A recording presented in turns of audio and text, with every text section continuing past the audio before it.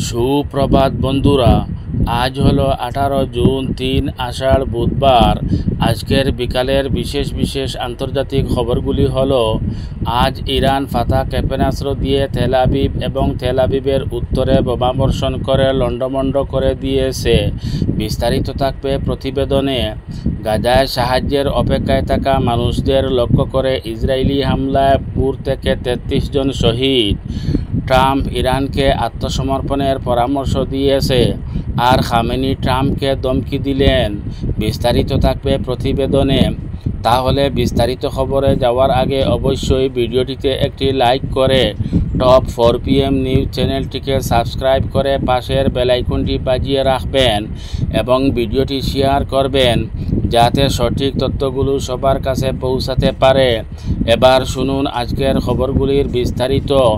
প্রথম খবর, আজ ইরান ফাতাহ ক্ষেপণাস্ত্র দিয়ে তেল আবিব এবং তেল আবিবের উত্তরে বোমাবর্ষণ করে লণ্ডভণ্ড করে দিয়েছে।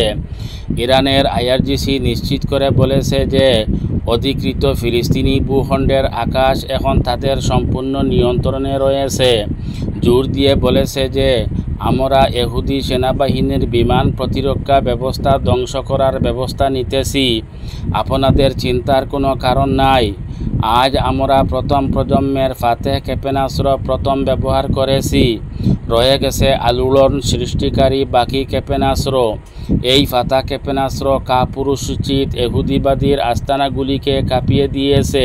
তিনি জোর দিয়ে বলেন যে ইসরায়েলিরা আর ইরানের ক্ষেপণাস্ত্র হামলার বিরুদ্ধে নিজেদের রক্ষা করতে সক্ষম নয়। গাজায় সাহায্যের অপেক্ষায় থাকা মানুষদের লক্ষ্য করে ইসরায়েলি হামলায় 2 থেকে 33 জন শহীদ। গাজা উপত্যকায় আল মায়াদিনের সংবাদদাতা জানিয়েছেন যে আজ 2 থেকে 33 জন শহীদ হয়েছেন। প্রাথমিক পরিসংখ্যান অনুসারে খান ইউনিস, জৈতুনপাড়া এবং জাবালিয়া সহ গাজা উপত্যকার বিভিন্ন এলাকায় ইসরায়েলি বিমান হামলার ফলে মৃতের সংখ্যা দুঃখজনকভাবে বেড়েছে।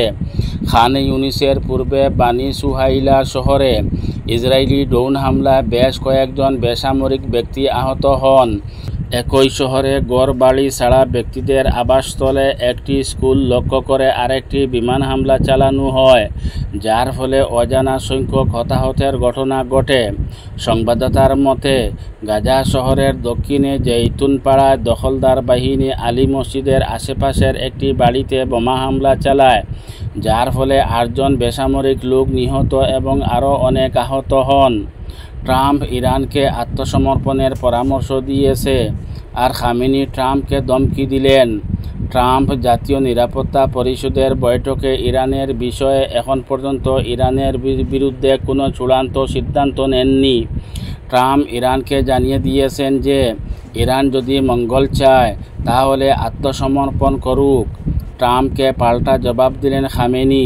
খামেনি বলেন, ইরান ইসরায়েলকে উচিত শিক্ষা দিব, কারণ যুদ্ধ ইরান শুরু করেনি, শুরু করেছে ইসরায়েল এবং তার বন্ধু।